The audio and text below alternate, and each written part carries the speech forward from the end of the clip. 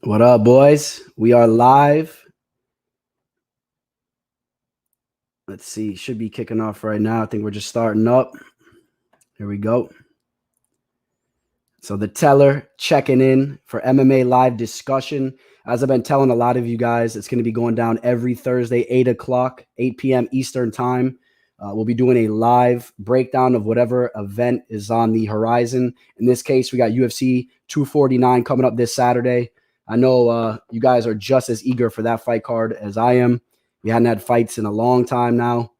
So, yeah, we got a lot to get into. And other than that, we got Juan Adams. He's going to join us as well. So that should be good. And I appreciate you guys all coming in, showing love. And after Juan Adams bounces out, I want to see you guys hopping in the chat. I want to chat with you guys. Any questions you guys have regarding UFC 249 or whatever it is, anything. We could talk all stuff MMA, whatever you guys want to talk about. So, any questions you guys have, let me know.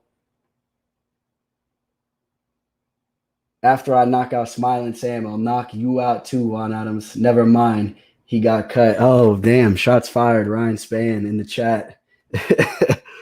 Oh, man. Taryn Brown. What up, Taryn? In the clinch. What's up, boys? Justin. Hey, Spawn, whenever you're ready to come on the chat too, man, I'll have you on anytime. If you want to use your mouthpiece, let it be known. You got a big fight on the horizon, huh? Sam Alvey, you're the hefty favorite in that fight. What, you're like a minus high 300s, minus 400. I think you'll go in there and you'll deliver, huh? I'm sure you will. Sam Alvey, the counter puncher, you know what he's going to be looking to do. He's going to be on his back foot, looking to hit you with the counter hook. And I don't think you'll be playing that. I think you'll take care of business. So shout out to you, Span. Can we jump in with Adams? Yeah, man, for sure. If Adams is up for that, I'm going to ask him. I want to talk to him a little bit one-on-one, and then I'm going to open it up to you guys. If you guys want to hop on, we could all chat up. You guys can ask some questions for Adams too. So I don't know if he's cool with that.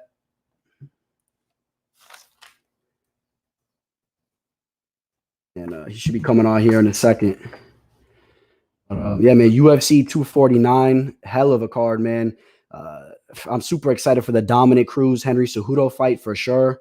Taking place at the bantamweight division. Don't forget, it's a 5-round fight, of course. It's for gold. 5 rounds. Dominic Cruz, he puts up a pace, man. He has that footwork. So we'll see if Cejudo can break him down. And definitely looking forward to that. Of course, the main event.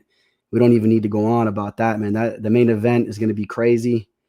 Tony Ferguson and Justin Gaethje, 2 of the most exciting fighters to ever step inside the octagon. Very excited for that. And yeah, man. Just waiting for Juan Adams right now, just shooting him a message. I know Juan was just coming back from New Mexico, training over at Jackson Wink. He was cruising back into Houston. So probably with the family and whatnot. He's supposed to be coming on here in a second. And Juan Adams, in my opinion, he's a polarizing figure. I know I've seen some of you guys talking about him. Obviously, he's since been cut from the UFC, but the guy's an exciting fighter, man. He goes in there to fight. You know what I mean? If you take a look at any of his fights, he's never shied away from a fight. Whether he's got finished or however it played out. You take a look at his Dana White's Contender Series fight against Sean Teed. He went in there and showed what he's capable of. He's a big dude. He has solid wrestling. And I think he's a guy that when he gets his game polished up and he's ready to go, I think he's going to be back in the UFC if that's what he wants to do. And I think he'll be giving guys a lot of problems. He's only 28 years old. He's only 5-3. He's only had 8 professional fights. Let's not forget that. And, he was thrown right into the UFC, thrown to the wolves. So, obviously any fighter in the UFC is no joke. So, people can say what they want to say about him, but I expect, if Juan Adams wants to come back to the UFC, I expect him to string off a lot of victories outside the UFC. And from what I've heard, the UFC brass, they said they want to see him get polished up a little bit more, win some fights, and they'll take him back. So I could see that easily happening. But that might not even be the case. Maybe Juan Adams is looking to, maybe sign with Bellator or stay with Aries long-term. Aries, that's the new fight promotion that he's going to be fighting in. And once things get back, going to normal, Aries Fighting Championship, they'll be taking place. It's like an African Europe type of promotion, like an Afro-European type of promotion. So, you see a lot of fighters from Africa, which you guys know, man, there's a lot of African fighters on the rise, man, a lot of solid fighters. And we got champions from Africa. I mean, think about that. You guys that have been around the game from the beginning, that seems crazy to think. You know what I mean? I mean, we had Sokoju, but other than that, there really wasn't too many top African fighters. Now you got guys like, the Nigerian Nightmare holding gold. You got Francis Ngannou. He's about to fight, here this Saturday. And, there's only one guy standing in front of him, and that's Stipe Miocic. And if he gets the rematch with Stipe, that fight might go differently. How can I forget Israel Adesanya holding the middleweight belt as well? I didn't forget about that. Africa's on the map now, so we're gonna see, in the next couple of years, if it really starts to elevate, where you start to see a lot more African MMA fighters. I think it is. Let's see what we get. We'll check in on one.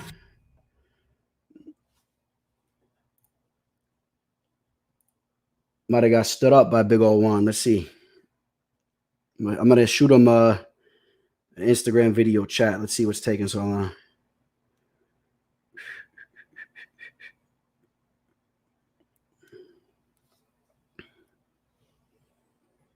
Let's see. Maybe he stood me up like old Sally back in high school. Nigeria is killing it. They definitely are.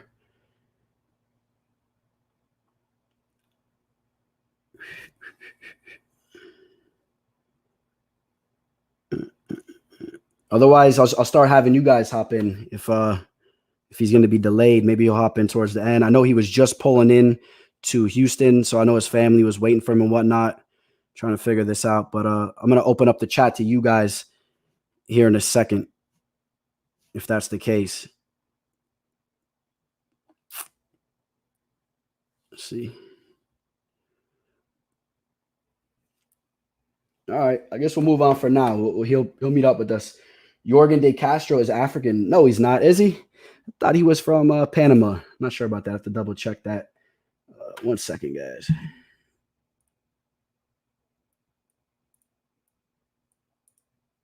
All right, who's coming in? I'm going to post it in the comments. The link is right there. Whoever's ready to hop on. Let's see what you got, man. Let's talk UFC 249. Any questions you guys have? Let's do it.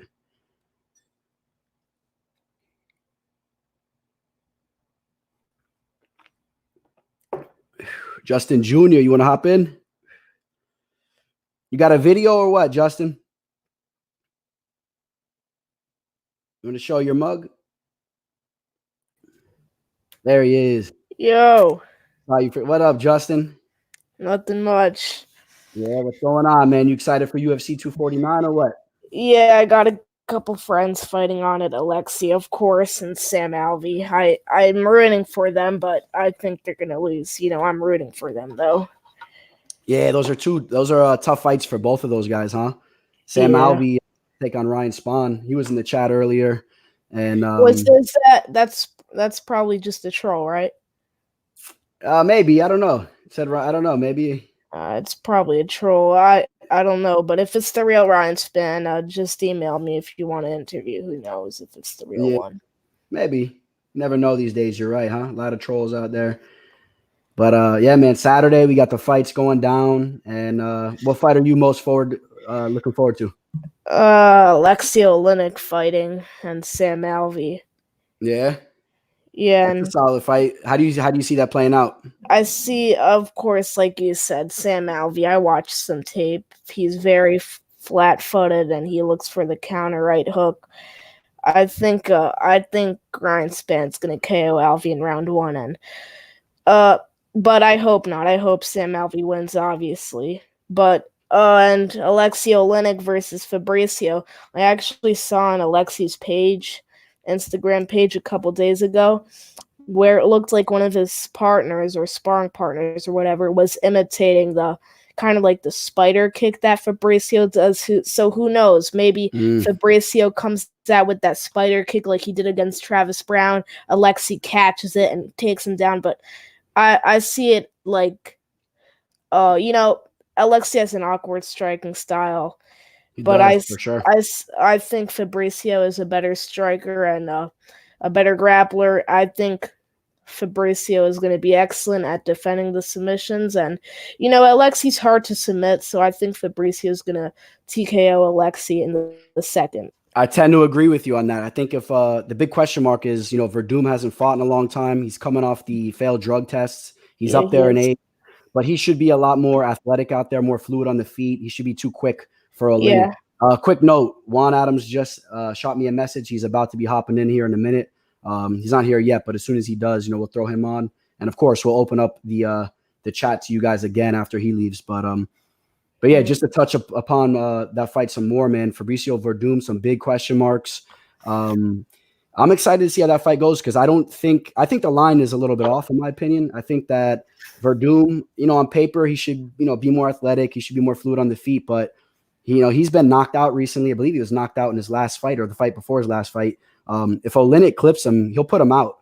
Especially, he's up there in age. He's been through some wars. So we'll see. We'll have to see how that goes down too, Justin, I'm gonna hop in a little bit later. I'll open it back up. I got Juan waiting. I'm gonna throw him on now. All right, see you, bro. All right, man. There he is. What up, Juan? How you doing, man? Living the dream. What can I say? Yeah, man. Back in Houston, right? Back in H-Town now. Yeah. The lease ending on my apartment here. I just signed a new lease out in Albuquerque, so I'll be moving out there training. I'm sorry, Juan. You're freezing up a little bit on me. All right. I have to exit my Wi-Fi. Can you hear me? Yeah, I can hear you a little bit. Kind of chopping in and out a little bit. Let's see. Okay. Might be a little bit better now. Let's see. I think we're good. Let's see. Let's check it out now. But so, yeah, man, back in Houston, cleaning things out. So you'll be making your way back to Albuquerque there soon, huh? Yeah, the 12th. So either the night of the 11th, the morning of the 12th, we'll be driving out there. All right. Yeah, man. So, you're a fighter that I've been wanting to have come on the show, man, for quite some time, man. I feel like you're a polarizing figure, man. Ever since your Dana White's Contender Series fight, since then, obviously, you've been in some battles, man, inside the octagon. Now you're moving over to Aries Fighting Championship. And what's your thoughts on all that, man, moving over to Aries and that promotion as a whole? I'm actually really excited about it. It's a very young promotion. Seem to have decent star power going already. They signed some big names over, myself being one of them. I look at the market that they're tapping into, South Africa, Africa in general. In the European market, namely France and Belgium. You don't see a lot of guys going there, and there seem to only be promoting and doing events in those three areas right now. So it's a great chance for me to really travel and, ultimately, if I feel like, if I had won some of those battles in the UFC, I would have been pushed more, and I got a pretty big push even despite losing. So it's I feel like this is one of those chances where, I'll be able to kind of travel more. The competition is still good. It's still international competition. I feel like, honestly, in all the fights that I lost, 9 times out of 10 I win those fights, and then the one time I lost happened each of those 3 times. But that's I hear you on that. Sometimes. I hear you on that. So it's like, but over with Aries, I'm super excited. The matchmaker seems very willing and ready to work with me. The promotion's been super helpful so far. They've, I posted those workouts that I was doing during quarantine. It looks like they have a fun, talented group that, can really be marketed. It gives them the chance to kind of go over to a new area, spread out the star power a little bit. And I think it's going to be a really good thing for the MMA world. I think they're going to be a major player in the not-so-distant future. Yeah, man. I hear you on that, man. The African MMA scene has definitely been on the rise. So, I'm sure your hands will be full over there with some of those opponents, but I'm sure it won't be too much for you to handle, obviously. Just to touch upon what you said, man, that's something I wanted to go into. I feel, Justin Gaethje was just recently talking about this. It's not always about just going in there and winning every fight that you step into. I feel like you're the type of fighter, man, ever since you've been working with the UFC, since the Dana White's Contender Series fight, you've done nothing but step up to the plate and try to deliver a fight. That's something that I gravitated towards. That's why I liked when I saw your name on the card, I definitely was tuning in. Not to say I don't tune into every fight, but I was definitely tuning in. And obviously your size, your wrestling pedigree, I definitely feel you're going to give a lot of fighters problems, man. And you already have shown that. But one question I would like to ask you, I mean, do you feel that you want to you're trying to aim to get back to the UFC eventually, or you just, you got other types of aspects in front of you? I mean, how do you feel about that? Long term, my goal is to, fight for the UFC again. Not because it's the number one promotion or I think it's better than any other promotion. It's on a personal level, I went 1-3 in that promotion.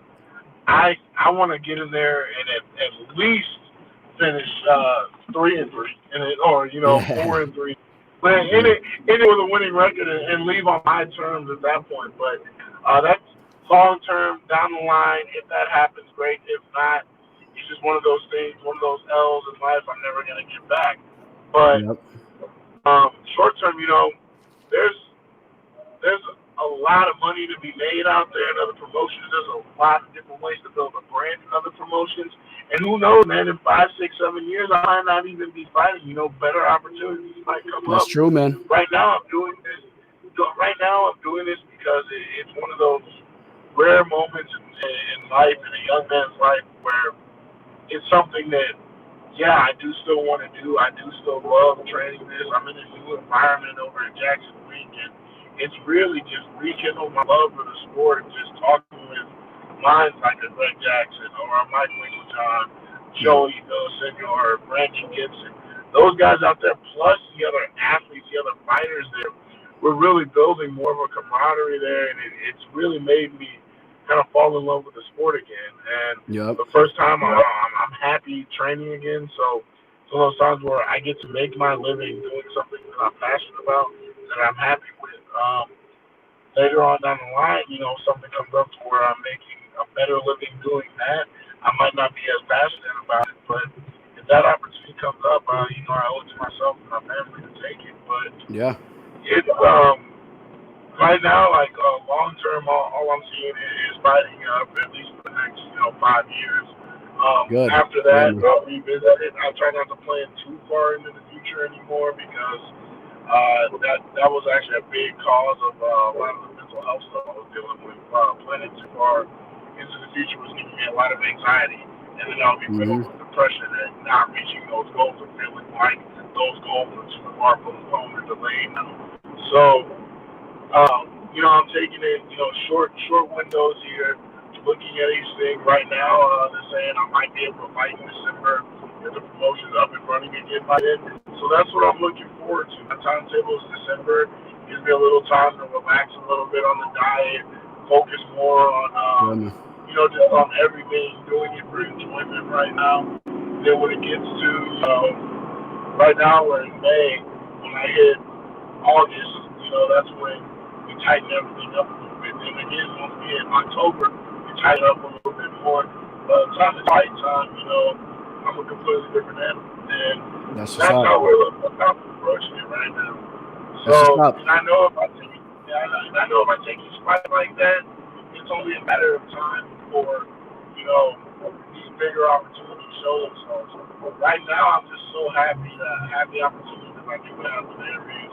And, them coming together with the offers that they did, them pulling off the solo event that they have had, it was a great event, and I look forward to them. It's only going to get better with time. And Juan, you're only 28 years old, correct? Right. 28 years old in the heavyweight division, that's like the equivalent of being 23, 22 years old. I mean, the prime of a lot of heavyweight fighters' careers are not until they hit their mid to late 30s, for certain fighters. And you've only had eight professional fights, right? Yeah. Yeah, I and mean, it's funny because those 8 professional fights, 4 of them came at the biggest stage, right? So I'm at a point in my career where most guys are just jumping up to maybe getting on national circuit, maybe getting some, worldwide press. I was thrust into that kind of from day one. So to be on that stage and have, your greatest successes and your greatest failures under guys in millions, you don't really get to hide too much. So it's been interesting for sure. definitely, man.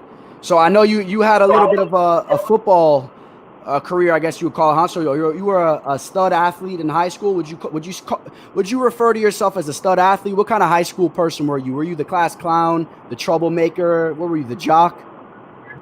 It was weird. I was kind of just, I was really a lot of a loner. Like my friend group in high school was a bunch of kids that you would never picture seeing together, but we all just kind of vibe clicked. We watched. I was real big into cartoons and Pokemon and all that. I was actually on the academic challenge quiz bowl team for a little bit. I didn't really get good at sports until about my junior year. Even then, football. I never really worked as hard in football as I did in wrestling. Wrestling is something I was really passionate about. I took fifth in state my senior year, and then I went on to wrestle Division I. I got an opportunity, but in high school I wasn't really. I was always athletic. Everyone knew I was like athletic. I could dunk. I could do things you wouldn't expect a big guy to do. But I was very with a talent that the work ethic was wrestling, and a little bit with track and field. I could shot for the discus. I was a bit of a clown also. I was ineligible a couple of times. Oh yeah. I didn't care about schoolwork. I know the feeling, man. I played JV football, and by the time I hit my sophomore year, man, I pretty much stopped playing football because my coach would never let me dress out because my teachers would go up to my football coach and they would tell him, "Don't let Dorian dress out." The teller, "Don't let him dress out," because I was just, you know what I mean. I was getting in all type of trouble and stuff. So I can relate to you on that in some aspect. But so and when you got into MMA, so your real discipline was wrestling, correct? I mean, that was your initial discipline. Yeah, and I kind of learned about MMA when I would come home for the summers. I was working at an MMA gym actually. I would coach a class every now and then if the head coach couldn't make it for the MMA fighters. And in exchange, I got they didn't charge me for membership, so it was a pretty sweet deal. There you go. And I was always helping other fighters with their wrestling and things like that. And then I started kind of trying to learn more about MMA so I could be a better coach for other people. Then one day, after I graduated, I didn't really know what I was going to do. I knew I didn't want to use my degree because I didn't want to be in something where I had to recertify every couple of years or learn a completely new programming language all the time. Mm-hmm. And there was just like that world was so wide, and I did have an aptitude for it, but I just didn't have at that age. I didn't really have the discipline. And I looked at MMA and I saw what some of these guys were making, and I'm like, yeah, I can live off of that. So why don't I put everything into that? So at that moment, I took a bunch of part-time jobs so I could train, and then I devoted the next 2 or 3 years to see how far I could get with it. And luckily for me, it paid off. Good stuff, man. And one thing I want to definitely ask you about, I know it's not a Juan Adams interview unless I touch upon the snacks and whatnot. I know you like to talk about the snacks. So, during quarantine, this is a time that snacks really come into handy, man. What are we snacking on right now? Well, sometimes during quarantine, you got to go with quantity over quality. So, with a little baby cake, I'm going with the big value family packs with the fudge pounds and the oatmeal cream pies. That's my junk food. And that's my bad food. That's my junk food. And there's these pre-made little pasta shells with different meats and cheeses in them. I do that. My homegirl at the gym, Marisa, she cooks it up with spinach and some red sauce. It turns out pretty good. It keeps the weight obviously, with everyone's gained a little bit of weight, but I didn't gain as much as I could have. So Yeah, man. that's the bonus. That's the bonus. Yeah. Then obviously, you got the chips and the different types of Tostita sauce. Got salsa. My personal favorite is the spinach artichoke one. Oh, yeah. I just tried their guacamole marinade salsa, which is pretty on point as well. Get me hungry over here, man. Yeah, man. We eat it all, and then when times get really desperate, Taco Bell's always my go-to. Oh, that's my go-to fast food, man. That's like one of the only fast food joints I really mess with, man. I love Taco Bell. For some reason, the hard, crunchy taco, bro, I can get 4 or 5 of them. I never get tired of them. I could always eat my crunchy tacos from Taco Bell, man. What about those soul food tacos? I heard you talking about those soul food tacos. You know what I'm talking about? Oh, man. So, yeah, I'm actually in Houston, and I'm going up there tomorrow, actually. Yeah. The soul food tacos are on point. They name them after different, soul artists. There's the Aretha Franklin, the James Brown. Hell yeah. There's a couple other ones. They have 2 named after me. There's the Juan Adams, and then that's my out of camp taco. And then they have the Juan training camp taco, which is super healthy actually. And yeah. decreases the calories a lot, and it tastes super tasty. Everything there is super tasty. But if you're looking for something that'll just blow your mind, you gotta go there. Go for the Hangover. $20 Sounds good. taco top with all the soul food plus, and I guarantee you it will bring you back to the day after a long time. Yeah, the name is fitting. So let me ask you this, man. UFC 249, you going to be tuned in or what? You excited? I actually got invited to one of my friends' houses to watch it. I'll probably end up going. Nice. I'm actually very excited for it because Justin Gaethje is I think he's a little underrated. Honestly, when he first got to the UFC, I know he had 2 losses, and when I was watching him, I was actually a little shocked because I remember seeing this, just reading about this crazy dude from World Series of Fighting. Then when I used to go out to Elevation every now and then to train, I met him a couple times. Nice. Stand-up dude, and dude hits like a truck, man. I've seen him. Yep. Dude. The boxing's definitely coming around. The boxing is serious right now. Yeah, so I'm excited about that. I watched Tony Ferguson.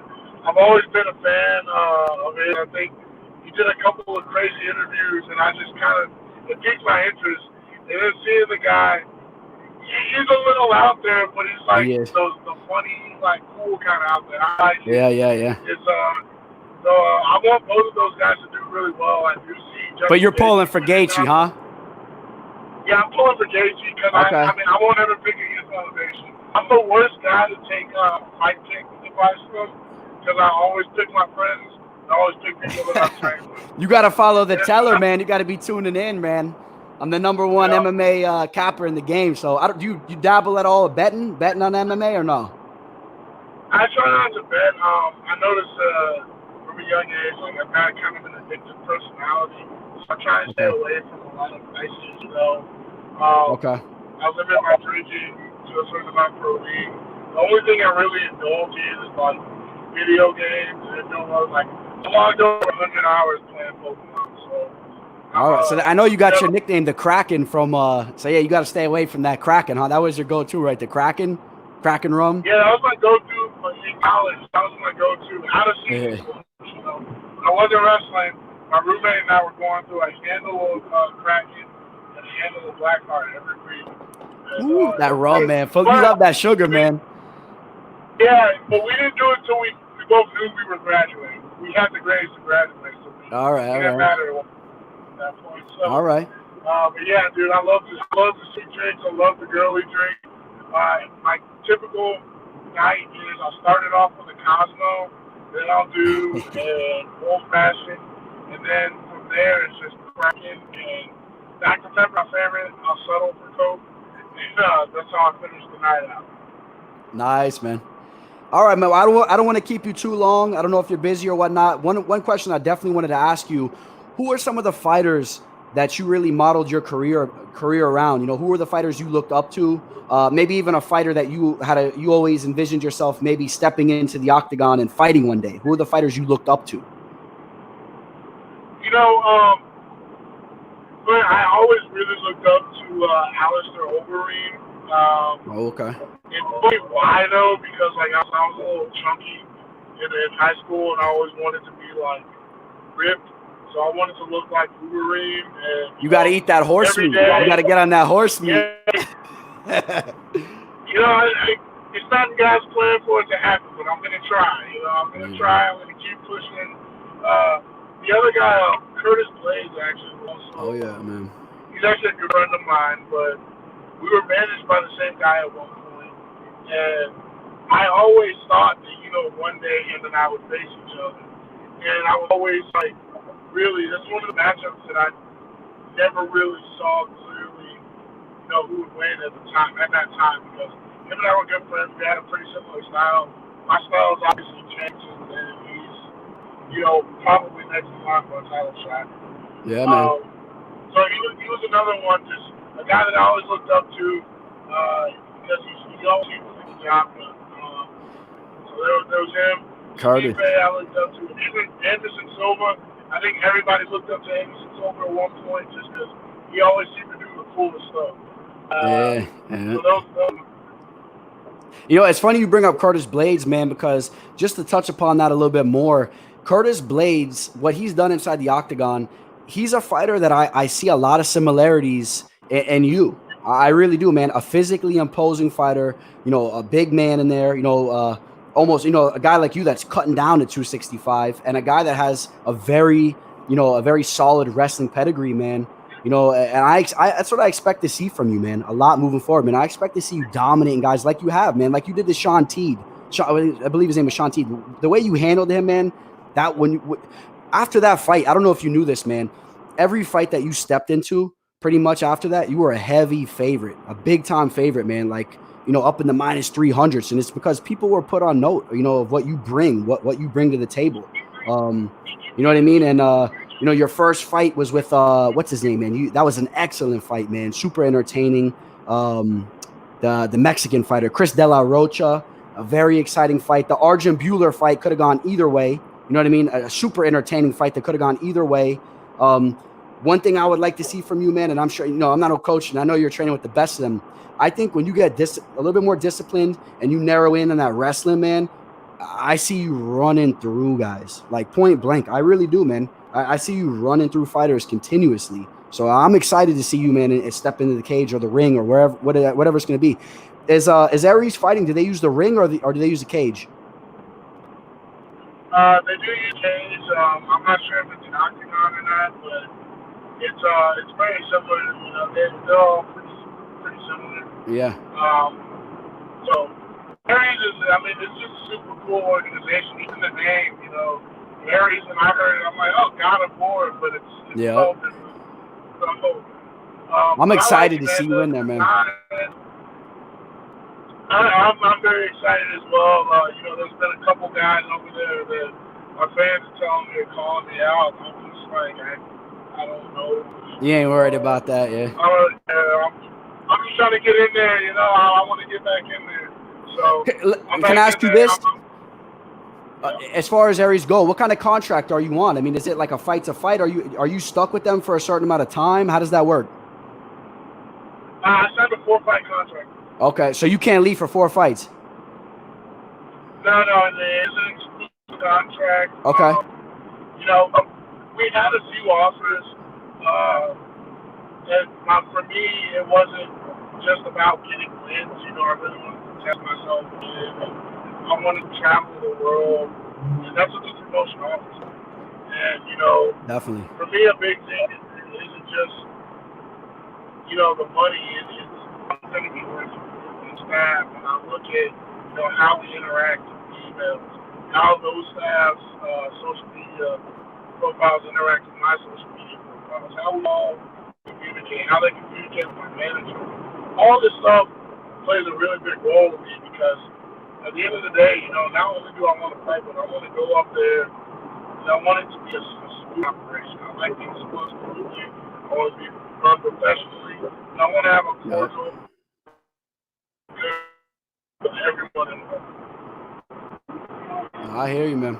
Well, I'm super excited to see you step in there, man. Once things get back to normal, once Aries is, they get everything figured out. I know it's hard for all these promotions, really. Even the UFC, it's hard for them to get something going. Once they get something going over there at Aries, man, I will definitely be watching that fight.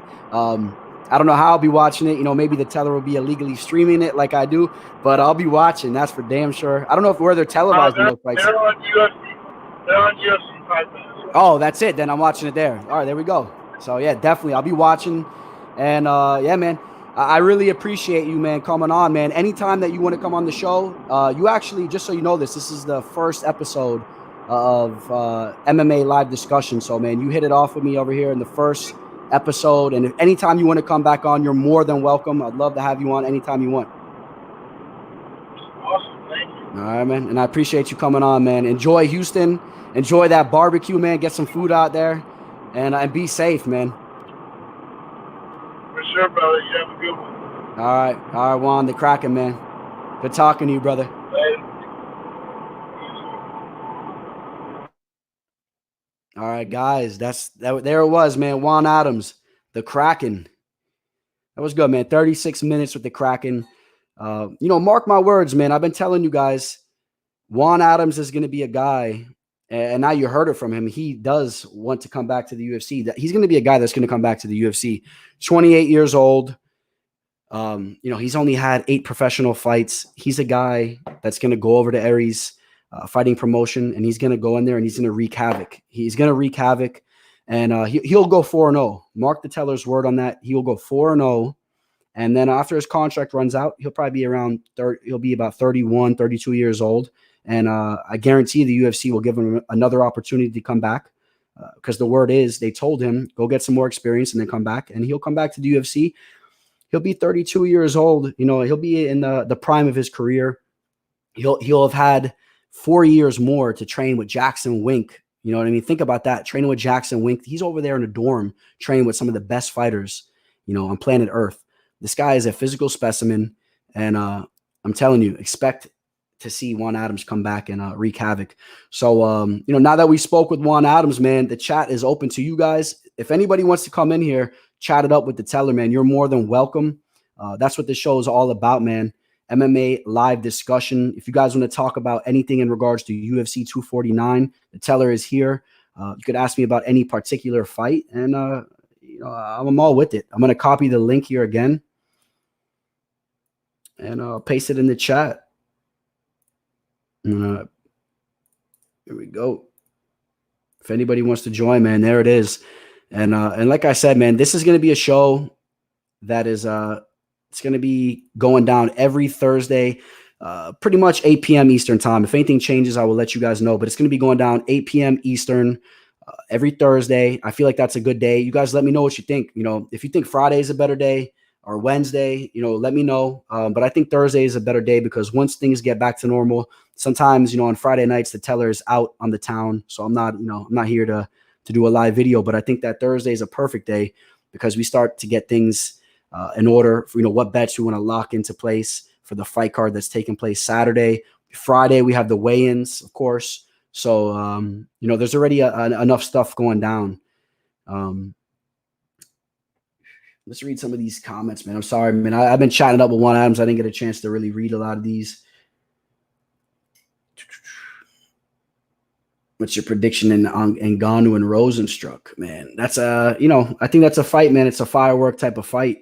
I lean Ngannou. I think Ngannou is just a freak athlete. I'm gonna add Chris to the stream.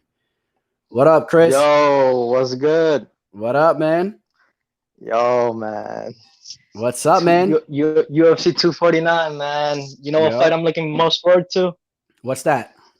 Jeremy Stevens and Calvin Kattar, man. I think that's gonna be a barn burner, man. I feel like Jeremy's gonna fight. I feel like Jeremy's gonna do it, man. I feel like he's bold call from Craig. He's on a 3-fight losing streak. I don't think he's fighting for his job, but I feel like he just wants to make a statement. Say he wants to knock this young guy out. I mean, they're like basically the same age, but in terms of like mileage, it's different stories. I feel like he got some way more experience than him, and Yep. He's gonna And they're tough it out. basically the same age, right? I mean, Stevens is 33 and Qatar is 32. It's crazy Yeah, to think, right? exactly. Yeah, I'm a big Jeremy Stevens fan, man. I saw him fight live against what was it, Josh Emmett when he knocked Josh yeah, Emmett out, man. yeah. I got That video was footage of that. scary, man. That was scary. I'm not sure if the knee landed. Did the knee actually land? 'Cause I What's remember that? there I'm was like sorry? a. I remember that he almost hit him with like a illegal knee. I'm not sure if it hit though. Yeah, there was a little bit of controversy in that fight. That's right. He like clipped him with some type of hook. I think he threw some type of knee in there. It was a little bit. It was close to being dirty. I remember that. I forget the exact details, but nevertheless, man, he got that finish. And Josh Emmett is no joke. You know that, man. Josh Emmett. Yeah, That that's guy doesn't facts. lose to a lot That, of that people, Michael man. Johnson knockout. I remember that, man. Johnson Oh, was yeah. winning the fight, and then Oh, boom, yeah. and just Yeah, man. and then So that's the fight you're looking most forward to, huh? What other fights? Jairzinho Rozenstruik's gonna. I feel like he's gonna shock the world and knock out Francis. To be honest, Yeah, man. I mean, Look at Chris, man. The bold calls, huh? I feel like that kickboxing knowledge. I mean, you got people like Israel Adesanya, like long kickboxing experience. I feel like it plays well when they get into the UFC.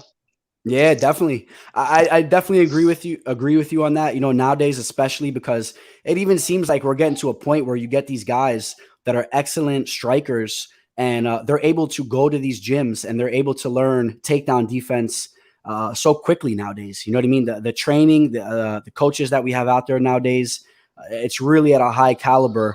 Then you take a guy like Israel Adesanya, he's tearing it up in the kickboxing world. And then he's training over here, man, right down the street from my house. He was training over here with the Black Zillions back in the day in Old Camp. He's throwing down with guys like Rashad Evans and all types of guys over there. And just picking up the takedown defense quickly and then just wreaking havoc in the UFC. And he's carrying gold now, Yeah, I will say this though, Francis. I know he's training with Cyril Gane or something like that. Mm-hmm. Oh, that guy's a beast. Yeah, so I don't know. The French African fighter, the French guy. Right. Yeah. So I don't know. It could go either way. I just don't see Francis. I'm pretty sure he's like a minus 300 or something, 200, like a high favorite. I don't think. How can you feel comfortable taking Francis in that spot right there? You know what I mean? Like, hey, what's up, say you got Francis in a parlay or whatnot. I mean, do you really feel comfortable when he gets locked in, when the bell rings against a guy like Rozenstruik? Because, I mean, if it goes to decision, I think that Francis wins the fight. But if Rozenstruik connects like he's done on all these guys, I mean, he's going to put anybody out. Anybody. Doesn't matter if you're Francis Ngannou. It doesn't matter if you have that crazy physique. If you get touched by Rozenstruik, you're going to get put to sleep. You know what I mean? It's as simple as that. It's crazy. It's like, it looks like he's landing jabs. He's dropping people with jabs, Yeah. I mean, think about this too. The Alistair Overeem fight. That was a fight that he got outpointed in. He was going to lose the decision. And then there's 4 seconds left in the fight. And he puts Overeem to sleep and he rips his entire lip open. I mean, that could happen in the second round, the third round, the fourth round. I mean, this fight's going to be 15 minutes. So, you only got 15 minutes, but that's a long time in there. You know how it is, man. When the bell rings and you're sitting on your couch, right? You got nothing but time in there. So where are you from, Chris? I'm from Michigan, man. Nice, man. So you've been tuning into the show, man, for some time, man? Checking out my breakdowns? Yeah. I'm Sharkwaves in your chat. Nice, man. Good stuff, man. So, man, every Thursday, man, I'm going to have a live show, man. You're more than welcome to come on, man. This thing's going to blow up. I'm telling you guys right now. This show is going to blow up. Man, I know. So, yeah, man. Yeah, man. I appreciate you guys coming in here from the beginning because it's going to, like I told you guys, it's going to steam off. Hey, always have that intro. I fuck with the intro. You like the intro, huh? Yeah, that's Yo, for sure, bro. And check it out. So I promise you guys on that, man, next Thursday, all of what you see right now, man, this is all going to be refined. This is going to be better every week until we get to the point, man, that I'm better than what you see on your big screen, man, and ESPN and all that. I'm going to have the intro, everything, bro. I'm telling you. So. Right, man. All right, man. Keep it up. All right, Chris. And I look forward to talking to you again soon, man. And good luck in all your plays. And we'll see how that Rozenstruik and Ngannou fight and that Jeremy Stevens and Calvin Kattar fight goes. All right, for sure. All right, brother. All right, man. You heard it from Chris, man. Chris, man, with the bold predictions, huh? You guys heard that? Those are 2 fights that I don't hear a lot of people picking the same side as Chris. And I could relate to what he's saying. I'm not saying that I agree with him on the picks, but when it comes fight night, both of those guys can win that fight, man. I could easily see Jeremy Stevens clipping anybody and putting anybody out. He's a solid fighter, a stud MMA fighter, man. He's been around the game from the beginning, and he's a real MMA fighter, like a Cowboy Cerrone type of guy. A guy that's grew up in the UFC or the WEC, but he's been fighting MMA for such a long time in his career. And then you got a guy like Cater, who's just, his boxing has been looking amazing, man. Good luck beating Calvin Cater, man. If your name ain't Zabit and it's a 3-round fight, good luck on that. Anybody else want to hop in the chat, man? Now's the time to do it. We've been rolling for 45 minutes, man. It's been a good show, man. I've been happy with the way the show's going, man, for the first time. And again, every Thursday at 8 p.m. Eastern time, the Teller will be checking in with you guys, and we'll be getting to anything you guys want to talk about, man. All things fight related, and we will have a UFC fighter on every time we check in. So, man, that's what's up, man.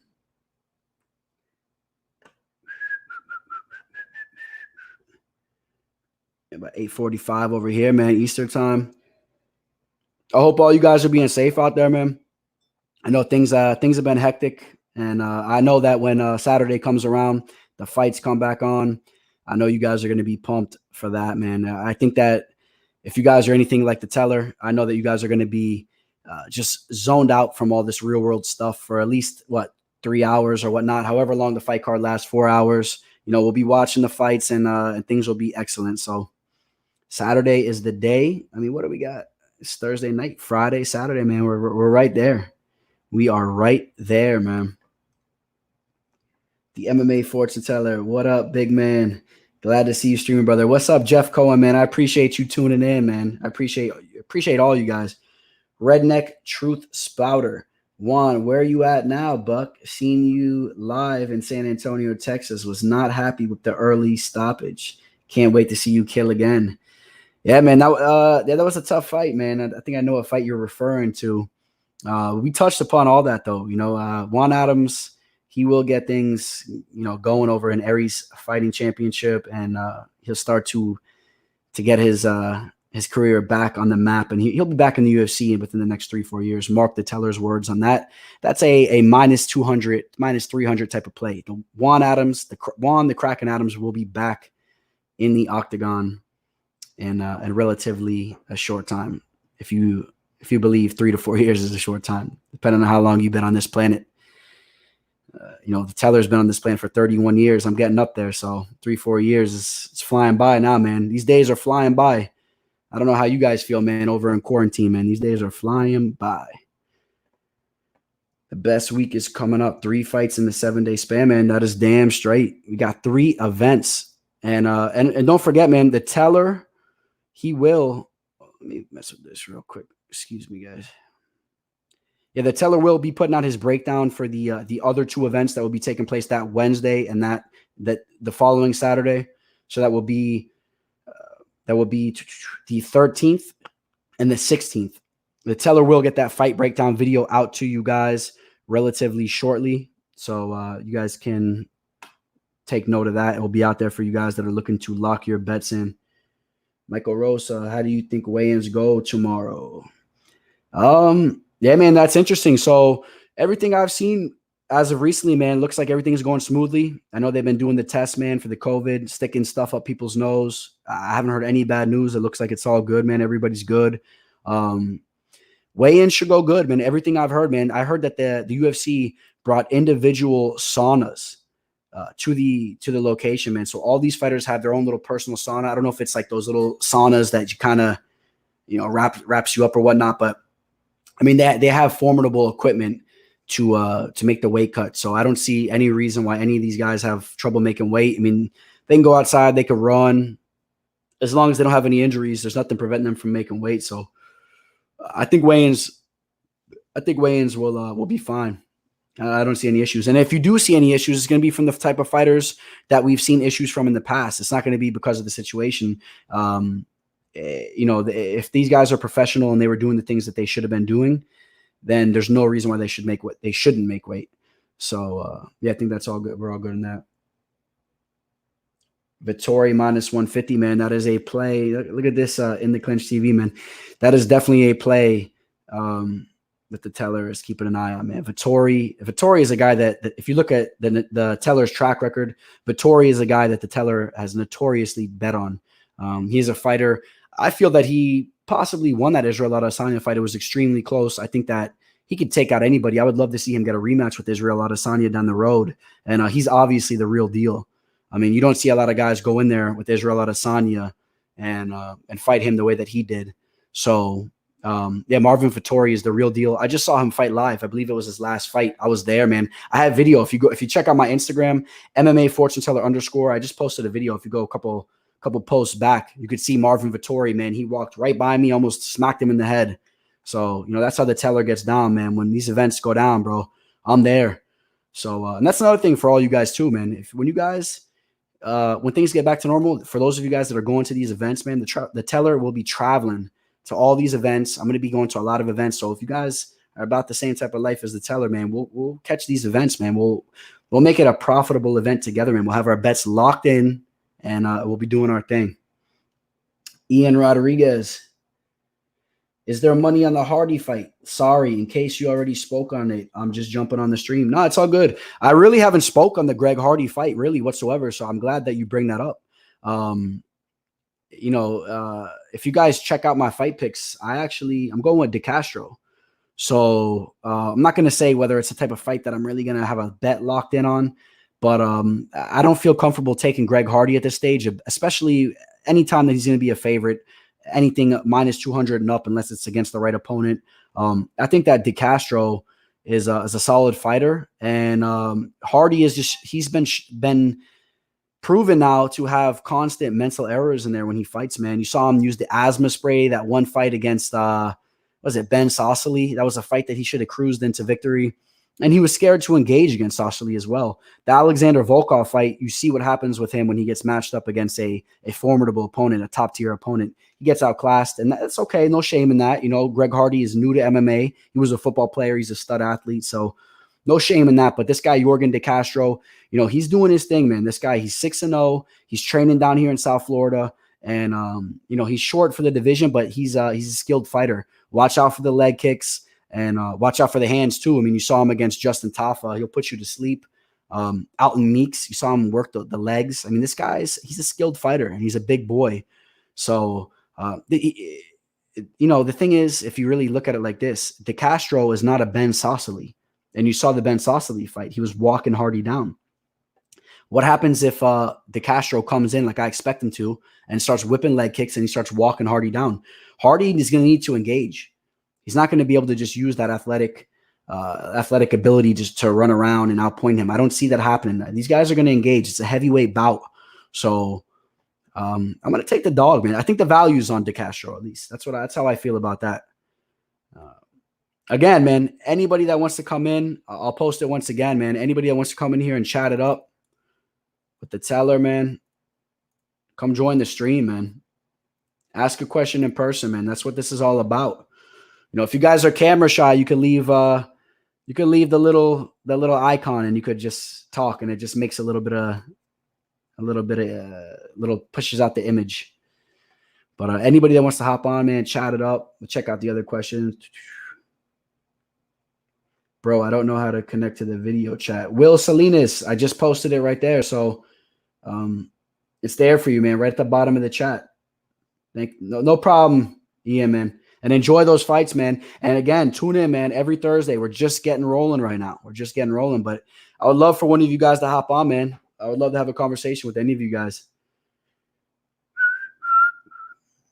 Somebody hop on, man. Let's do it. If not, we'll probably end the show, man. We've been almost going for a solid hour. I would love to chat with some of you guys, but looks like the cat's got you guys' tongue.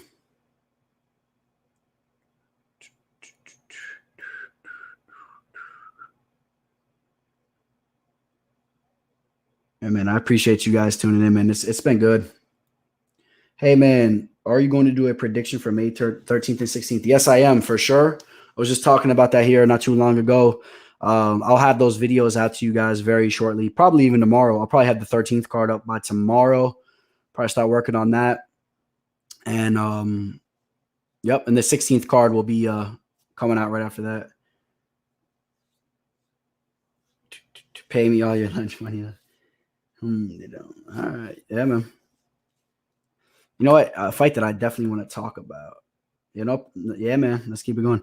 A fight that I've been talking a lot about, man, and I'll continue to talk about it because I'm extremely excited for it. Is the Dominic Cruz versus Henry Cejudo fight. I think that fight is so intriguing, man. I see so many people sleeping on Dominic Cruz, and I think you guys are slipping.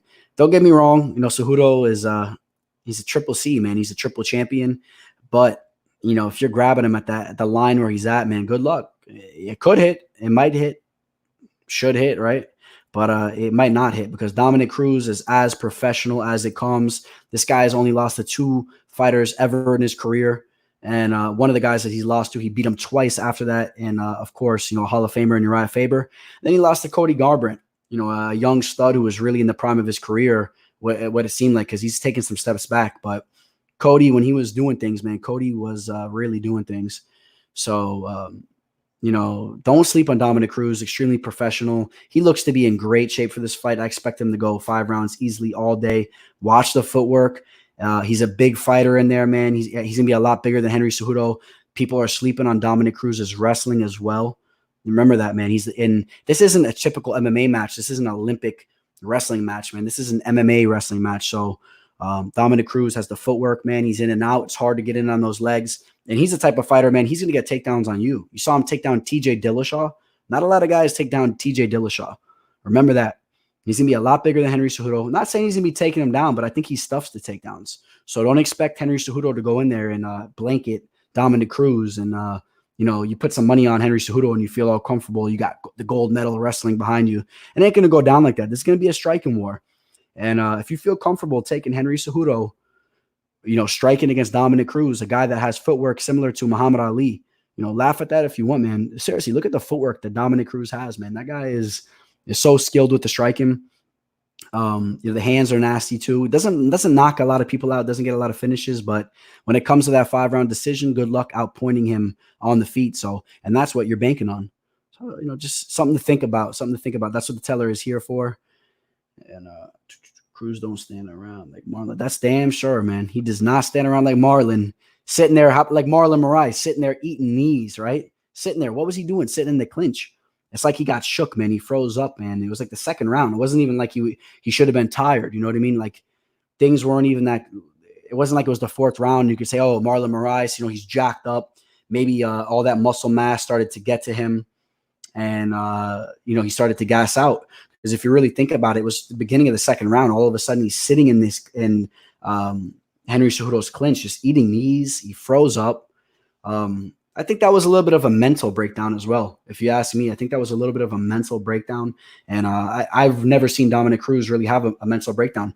Even in the fights that the fight he lost against Uriah Faber, he was just so green. He was a young kid. Uriah Faber was already a fucking G moving through the fight game. He was really starting to escalate, a little bit older. Caught him with the nasty guillotine. And then again, you saw how those rematches went.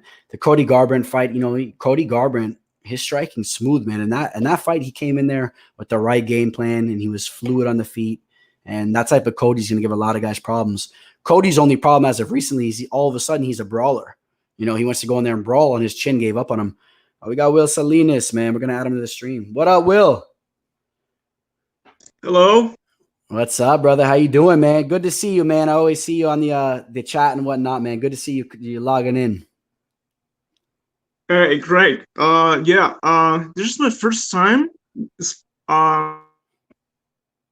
actually using this stream. Will, you're breaking up there. You're breaking up a little bit. If I didn't tell you before. Yeah? Can you hear me now? Yeah, maybe a little bit slower. It was breaking up a little bit. Try that one more time. All right. Like I tell you, this is the first time I'm using the YouTube channel to come through this StreamYard.com, Nice. And I didn't know how to log in. Yeah, man. Well, you're doing a good job right now. It's working out good for you, huh? Yeah. This is not freezing to you. It's not freezing to you. You're good, man. You're smooth. You're good to go, man. Things are going smooth right now. So what fight are you looking most Great. forward to, man? UFC 249 or anything you want to talk about MMA related or whatever? Of course. Look, I have 3 fights that I'm looking for the most right now. One is obviously Dominic Cruz against Henry. The other one is Ngannou against Jorginho, and of course, the last but not least, Ferguson versus Gaethje, man. That's Okay. one Which of way the you leaning most, in all those fights? What's your picks in those fights? my picks on the fights, and I think I'm gonna be betting on those fights. It's going to be on Ngannou. No props, just straight bets. Ngannou, Ferguson, and Verdum. Verdum is a fight that I'm like not in as much as interest as these other fights, but I think I'm putting money on Verdum because I think his jiu-jitsu is on another level than how's the other guy name? Alexei Oleinik. Verdum is Alexei Oleinik. Yeah, Verdum has a very jiu-jitsu.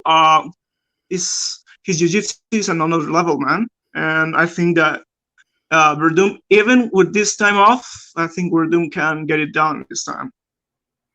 Yeah. You know? Okay. I mean, I tend to agree with you. I see Verdum most likely winning that fight, but here's the thing, just to be careful on. When it comes to the jiu-jitsu game, Alexei Oleinik, his jiu-jitsu is very, very good as well. So they might nullify each other. You know, the jiu-jitsu game might nullify each other where you don't see anybody pulling off the sub. And it might tend to be a striking affair. You know, and be careful with Verdum's chin, man. Be careful with his chin. You know what I mean? Oh, I mean, he beat. I became a fan. Actually, this is a short story. I became a fan of Verdum when he beat Velasquez at UFC 88.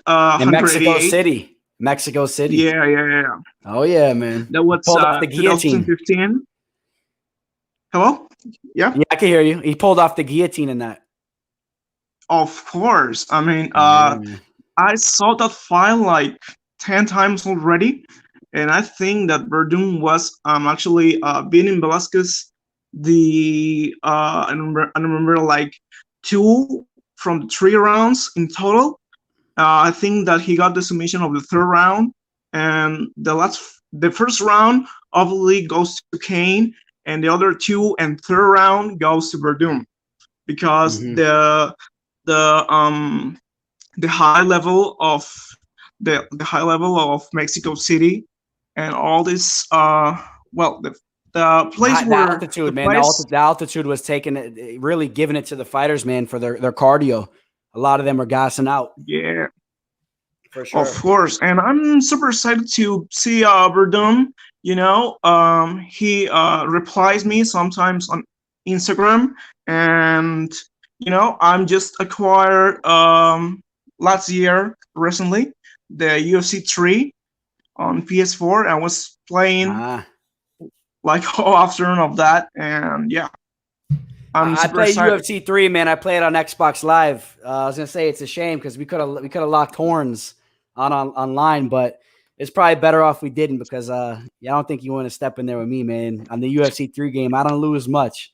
You could ask my brother. My poor brother has trauma for what I do to him on a daily basis. You know how it saves your record? It saves your record every time you lock in. Me and my brother's record, I think I have like 950, and he's beat me 420.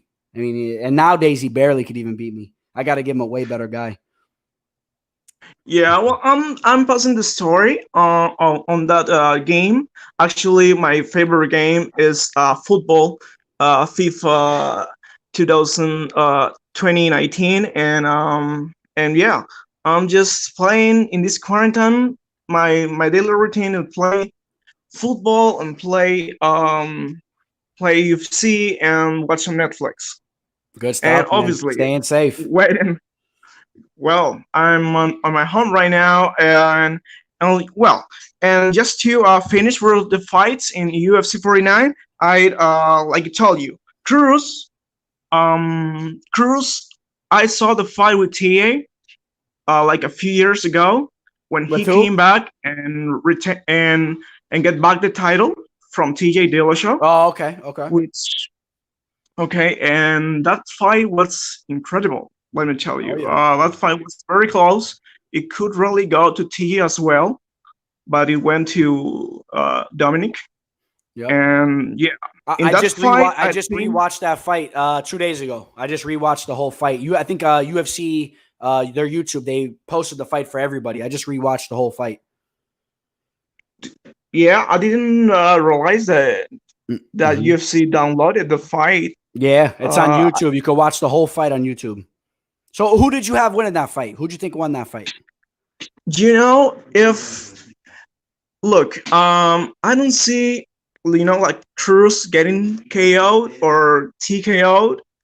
But I see Henry, dropping. If not, I don't think that Dominic beats Henry in the wrestling department, because Henry is an Olympian, and there's credit to that. Oh, yeah. And I think that the fight goes to decision and goes to Henry. Okay. Yeah, so you think maybe Henry makes a push in those late rounds, maybe starts to break Cejudo down. I mean, break Cruz down in that 4th and 5th round. Maybe you see that. Yeah, I'm not saying really. I see not using as much as his wrestling, just using his striking, because his striking has improved a lot. With he fought with TJ and his last fight against Morales. Oh yeah, Morales. He really improved a lot. Yeah, and of course, and it's interesting though, man, because you remember the first round and that Marlon Moraes fight, he was really getting beat up in that first round. Marlon Moraes was leg kicking him, and then all of a sudden, I think it's just to touch on that a little bit. It's not so much his striking. I mean, it is the striking as well, but it's not so much just the striking. It's his willpower. And that really shows when you win a gold medal in the Olympics. It's not even about your skill. It's about your will. You know what I mean? Your will. And no pun intended. I know that's your first name, right? But it's your will. You know what I mean? It's your will to keep pressing on. I mean, he goes out there, he loses the first round of that fight. And then all of a sudden, the second round is a completely different fight. You don't see that often. A lot of UFC fighters, they get dominated in the first round like that. The second round transpires the same way. You know what I mean? It continues the same way. And Cejudo is so mentally strong. You got to go in there and you got to beat him every single second of the fight, because if you start to take a step back, he's going to press on you, man. Just to touch upon that a little bit. Yeah, I'm not betting on that fight, because I can guarantee that if someone is going to actually beat Cejudo right now, that's got to be Dominic. He came back from like a 2-year layoff. I don't remember exactly. 4 years. 4 years. 4? Oh, I'm sorry. I thought you meant going into this fight. I believe it's been 4 years, right? It's been 4 years. 4 years since here. He's been injured. No. I mean with the fight with TJ, before the fight with TJ. Okay. Yeah, he came back after 2-year period, and he came back and did pretty well against a guy that layoff really is not nothing new to him, right? Of course. Actually, I was seeing the past videos of him that for him, this ring rust just doesn't exist, and probably it's correct. I don't know. I'm not a fighter, or I'm not even a practitioner of mixed martial arts. I just went boxing like 1 month and 2 sparring sessions, and that's it.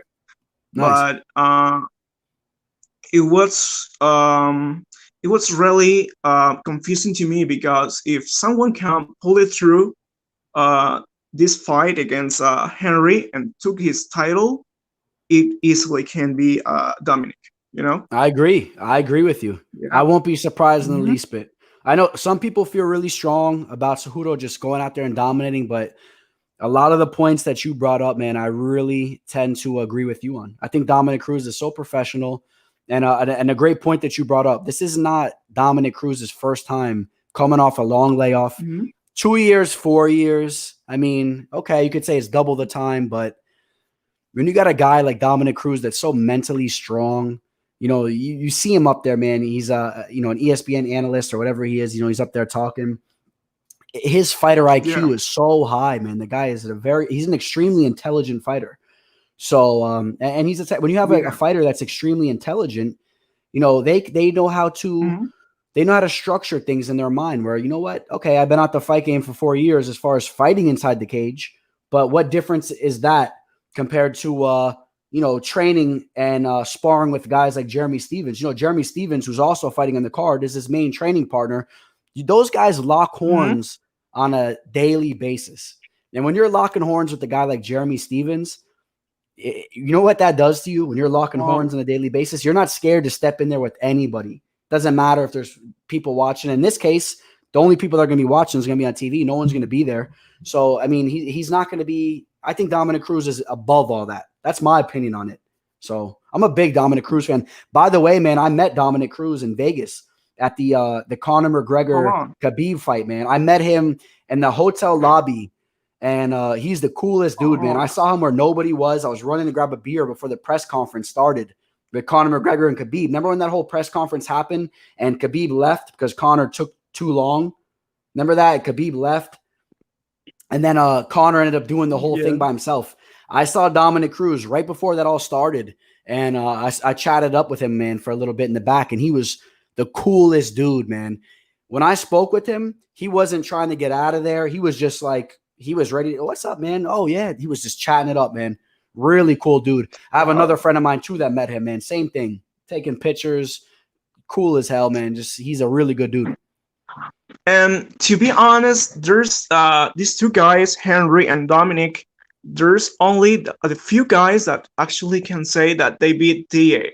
Now I'm sorry, say that one more time to me. Yeah, Dominic and Henry also. The big facts right here that they are only one of the few guys that really beat DJ. And oh yeah, that's correct. Of course, and excellent point, man. A guy that a lot of people thinks one of the best fighters to ever do it, and Mighty Mouse. And yes, that's right. Yeah. Dominic Cruz bullied him. And honestly, I saw both of those fights live, not in person, but on TV. I think Dominic Cruz looked more impressive than Cejudo. Cejudo really didn't do a lot in that fight. Yeah. He was holding on for dear life. He pulled off the robbery. But Dominic Cruz was styling on Demetrius Johnson, and that was the Demetrius Johnson that was up at 135. He was filled up, hydrated, man, and he was a very skilled fighter at that particular time too. It's funny you bring that up, Will, because Demetrius Johnson, man, he was initially a bantamweight fighter in the WEC days, and then when the UFC signed or took all the WEC fighters, and he was just as good at bantamweight as flyweight. You know what I mean? He was a skilled fighter, man. Yeah, and that's a cool fact that you come to mind when you think, I'm betting, or I'm more interested in this fight or this other fight, and I'm just more than the interesting fight is, of course, the most interesting fight is Ferguson versus Gage. That fight is fireworks, bro. Fireworks, violent, bro. Yeah, man. I cannot wait for that fight. How about this, Will? You tell me this. Tell me another fight on paper right now, because we can't speak of the fight until it happens, right? But on paper, that is two fighters that bring it or that are more exciting than Tony Ferguson and Justin Gaethje. Oh, wait. Tell me another fight that's ever been made, ever. Tell me. Think. Even Justin. You tell me, Justin. I'm thinking right now. UFC 249? No. Ever. That ever been made? Like two brawlers? A more exciting card on paper. Like a matchup of two fighters that are matching up. That's a more exciting fight. That two guys that have continuously brought it in their career, that have a resume. Every fight that they stepped into, it's fireworks. Tell me on paper. I mean, Weili Zhang and Joanna, but it's not the same status. Yeah. On paper, everybody knew that was going to be a fire fight. On paper, that was a nice fight as well. But it's this one, man, is crazy. Yeah, man. this one's better than that. This fight, in my opinion, is actually going to be a better matchup than the Khabib-Tony Ferguson. Would I rather see Tony versus Khabib? Yes, of course. We all want to see that fight. But on paper, Justin versus Tony is better on paper. Yeah. When you ask me the most according to styles, the best fight I could possibly you mean fights that already happened or they're about to happen? Anything. You could bring up anything. Fights that haven't even happened yet. If there's a fight that's on the horizon that's already matched. I mean, think of any fight that's from the past that's been signed moving forward, that's been more exciting on paper than Justin Gaethje and Tony Ferguson. I really can't think of one fight. Yoel Romero and Paulo Costa. Yep. That was a good fight, but and of course there's excellent fights that have been out there, but I still it's not think as Justin interesting Gaethje Ferguson is better. Gaethje and no, it's not as much. It's not much anticipated like this fight. I mean, if I could make really, and this maybe is going to is maybe going to piss off a lot of fans that will want to watch the Khabib and Tony Ferguson fight. I think that stylistically, Ferguson and Gaethje has the most on paper violent fight ever, even better than Khabib and Tony. All right, be right back. I'm just gonna put Vaseline over my lips. Go ahead. All right, be right back. So, Will, you like that fight, huh? Yeah. I it's funny because you asked like there's some fights that has been insane throughout the years, and I can name I can name like 2 or 3, but already happened. Like the Hendo and Shogun. Diaz versus McGregor, man. Iceberg Mills. That's a good fight on paper. Damn right. Yep. Tito versus the Iceman, man. That's another one, man. Jesse Stone. Yeah, man. These guys are bringing up some good points, man. Definitely. No, I'm. If you look at the bottom, see a lot of people are commenting some of these fights that on paper were amazing, and I agree with all of them. I do, but I still think that Justin Gaethje and Tony takes the cake, man. I really believe that. Yeah, I don't think there's a fighter that makes. I'm actually gonna tell which the fight that I'm actually which I know that it's not happening in the future, but I would love to both make the fight happen. But it was Jones versus DC3 at heavyweight.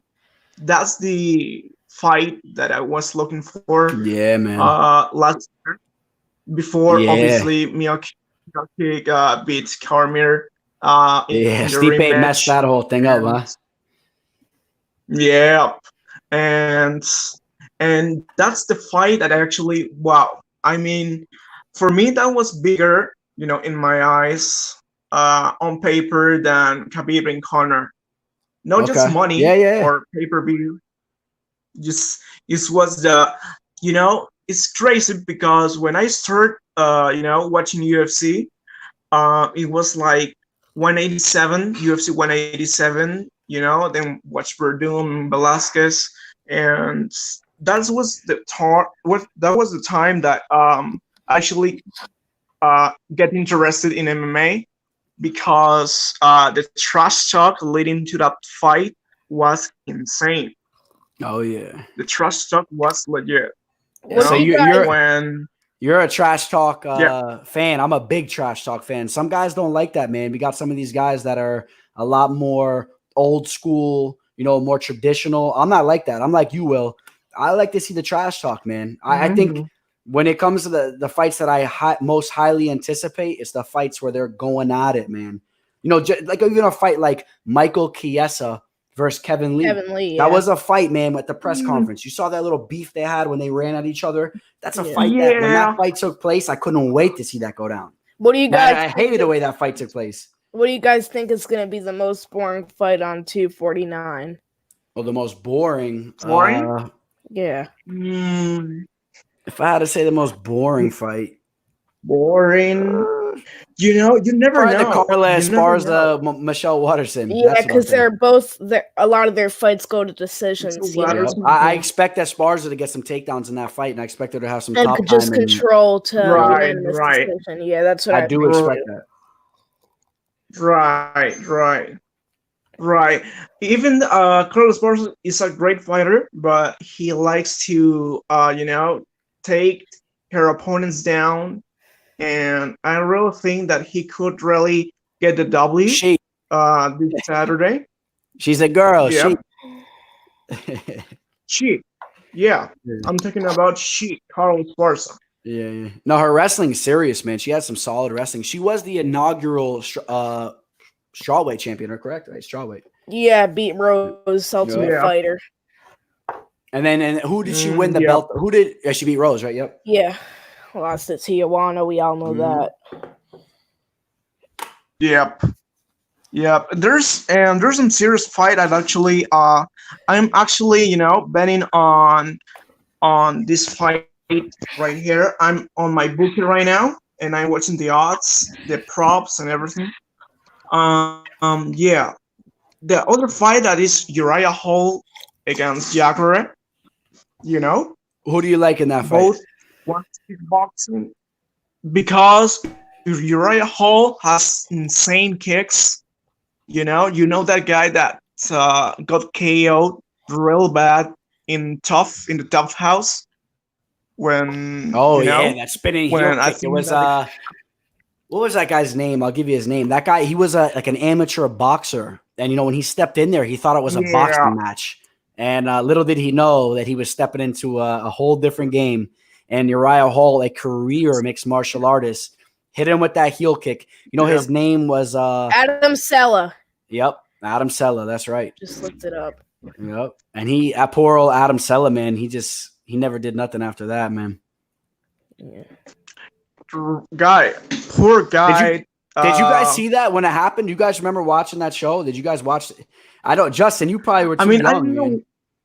Yeah, I didn't watch it live. I saw that way, but back then it wasn't live, but they would, it was technically broadcast live, it. Yeah. Will, did you see that when it showed up live? Yeah, man. Yeah, I rewatched it like 20 times, and I thought seriously the guy was seriously injured after that. I don't think that he wants nothing, nothing but obviously respect, but the guy just after that, I don't think that he wants to be an MMA fighter again. Yeah, no, when you have something like that happen to you, it definitely takes you off the rails a little bit. And it did. But I don't think that kid was meant to be in there. That was a different time too, man. Back when that Ultimate Fighter show was happening, the talent pool was not the same as it is today. You have to realize the sport has grown so much. It's very different, man. Like there's nowadays, and I don't know if you guys heard this, the Ultimate Fighter show, Dana White just confirmed that the show will be happening again soon. And once that happens, nowadays the talent pool is rich. There's so many people, man. Guys I used to train with, man. Back in the day, there was a few specific camps, man, that were putting people out, and a few people were into the sport. Nowadays, man, every little city you go to, you go from one city to the next, one zip code to the next. There's a major training camp, at least over here in South Florida, and there's all types of skilled opponents, man. I used to train with these guys. I could have been one of these guys. I stopped training myself, but you stick to the game, bro. There's a lot of guys that are doing it. There's a lot of guys out there, man. So the Ultimate Fighter show, they got plenty of guys to pick from. I saw. Tell. I'm looking at Adam Sella's Wikipedia right now. He surprisingly fought multiple times after the knockout loss. How many? How many did he fight after that? How many? Was in February 5th, so about 1, 2, 3, 4, 5, 6, 7, 8, 9, 10, 11, 12, 13, 14. In what promotion? He fought in Bellator a couple times. What was the Did promotion? he fought in Bellator? I see his record's Yeah. 9-10. He was a 9-10 Bellator. fighter. He fought in Bellator a couple times, but most of them are just regional promotions. Well, Oh yeah, so he did really continue well, his career, Bellator. man. He really It's not did. surprising that just Bellator lost. signs him because he signed like Dylan Dennis and guys like Patsy's Prime. You know, guys like Sun. You know, guys like Feather, and obviously they are great fighters. But Bellator is just a promotion that carries the whole UFC and just random fighters. And actually, when I say I'm a fan of MMA, I'm not really saying really truthful because I'm just a fan of UFC and Bellator. Just like Bellator, there are lots events just went really bad. You know, there was no contest against Mitrione, and I don't know. If I could touch upon what you're saying, have you ever noticed, if you ever look at a Bellator card, if you look at the betting lines on that card, they tend to be all extreme favorites. I mean, the whole entire main card, you know what I mean? All 5 fights, always. Every single fighter on that main card is a -400, -500, -900. I don't understand why they don't put on more competitive fights. They get a lot of big names. You know what I mean? They really do. They get a lot of ex-UFC fighters. And nowadays, they're getting even guys, in my opinion, that are some of the best fighters in the world. Ryan Bader. They got Gegard Mousasi.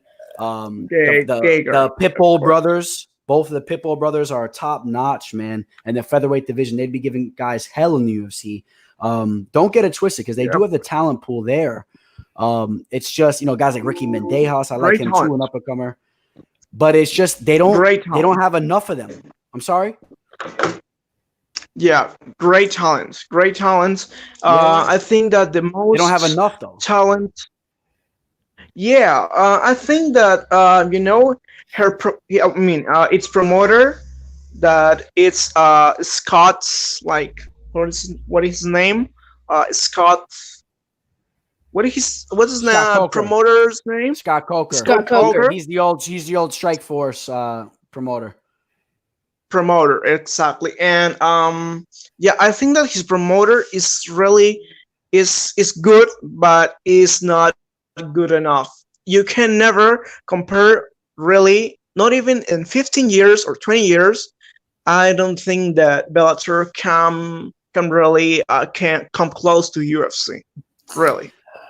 I agree in the aspect that I think at this point, I'd be very surprised. I'd be shocked if any other promotion ever surpassed the UFC. I don't think that's happening. I think at this point, the UFC is the NFL. The UFC they did sign Chris the NBA. Cyborg, so that was a good move. It's a good move. If I was Scott Coker, you know what they need to do? Their game plan needs to be to even try to somewhat make Bellator come to the level of what Strikeforce was. Will, I don't remember if you remember what Strikeforce was. I don't know if you remember. Yeah, I remember. Strikeforce they messed around and they became a real legit promotion. You know what the UFC did? The UFC bought them out because Strikeforce had so many talented fighters. They had some of the best fighters in the world. So you know that did happen. Go ahead, Will. Yeah. Yeah, well, before the UFC, and I saw on the UFC free fight pass, was the first big promotion was obviously Pride. You know, Pride was a Chinese promotion or Japanese promotion. Amazing, Japanese. Yeah, Japanese promotion, and they brought fighters from Alistair Overeem, Verdum, you know, Krokop, you know, the line goes on Rampage, Coleman, you name it, man. The Gracies, a bunch of Gracies. Very good, Reg. Yep. Hendo, and other, with Rampage, and you know, the stuff going on and on, and you know, literally when I started UFC, UFC was really a big promotion at 2015, and just started watching, like I told you, because I'm a trust dog fan, and obviously great fan of great matchups, stylistically good matchups. Oh yeah, And any promotion, it doesn't matter. If we got a good matchup, we're gonna watch the fight, man. Those are real MMA fans, and that's what a lot of these guys that are tuning in here, real MMA fans. When we see a good matchup, we're gonna watch it. And I'll be honest with you guys, even what Bellator's been doing in regards to some of the older fighters that they've been making lock horns. A fight that comes to note. What was that fight? Ken Shamrock. Who did Ken Shamrock just fight? Who was that? Oh no, who was that? We had who was it? We had two. That was the first. What year? We had two fighters. Comment below if you guys know what I'm talking about. We had two fighters that just fought in Bellator. Oh, Tito Ortiz and Chael Sonnen. That's the fight I'm thinking of. Excuse me. Tito Ortiz and Chael Sonnen. That was a fight. I mean, you got both those guys so past their prime. But I think that you guys would be lying if you guys were to say that you didn't want to tune in and watch to see how that fight transpired. At least I wanted to see how that fight took place, man. They had the little bit of a beef and whatnot. Do you guys think Tito tapped? I kind of saw a little. Yeah, he tapped. I think he tapped. From what I remember, he tapped. They stopped that. I think he played the game, Tito is a shiesty guy. Yeah. Yeah. Bellator likes to take those old guys, man, and make matchups out of them. Come on. It's slipping me right now, but come on. You guys know what I'm talking about. What were some of the other fights that Bellator put on? Ken Shamrock fighting Kimbo Slice. And also Royce Gracie versus Ken Shamrock. Oh, but that fight never happened. That was the fight. Gracie versus Shamrock. That's the fight. That's the fight I was talking about initially. Yes. Yeah, the fight with Kimbo Slice and Ken Shamrock never happened. That was fixed, I thought. That never happened. No, that fight never happened. That's right. Will, I don't think. Yeah, I think Will's right. Justin, I don't think that fight ever happened. Ken Shamrock versus Kimbo? No, it happened. No. No, look it up. Ken Shamrock had. I thought it was fixed, but Ken Shamrock. I don't think it happened. Look it up. Just no, it didn't happen. I saw that. Ken Shamrock. Yeah, I saw a few months ago. No, that's a promotion. Oh, maybe you're right. Maybe you're right. Shamrock. Nah. I think that actually, now that I think about it, I think that Justin is right. I think they did it later. Poster of it right here. I got a poster. Yeah, I think that did happen later, actually. Yeah, I thought Will it was right. Initially, they announced it, and then it didn't happen. Frank had Kimbo in some kind of a choke, and then Kimbo got up magically and just TKO'd Frank. I thought it was fixed. Also, Frank, even though he was old, like a veteran like that, he knows the game, and he just loses to a street fighter like Kimbo. Thought that was fixed. Yeah. I'll tell you guys a cool story, man. So you guys know American Top Team, right? Of course. Yep. Oh, the new. So I grew up I grew up right down the street from the initial American Top Team.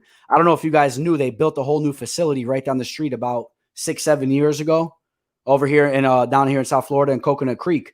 I used to go to the old gym. I used to pop my head, and I used to ride my bike by when I was a kid. When they built the new gym, I drove by. I was driving by my old house, and I was like, "Yeah, let me stop by the old gym. I want to see what it looks like from the window." As I drove through, I swear to you guys, man, guess who pulls out of the gym, man, with his bag on his shoulder and literally walks up, and I'm like this. I'm waving at him. Go ahead, man. Go ahead. You can go.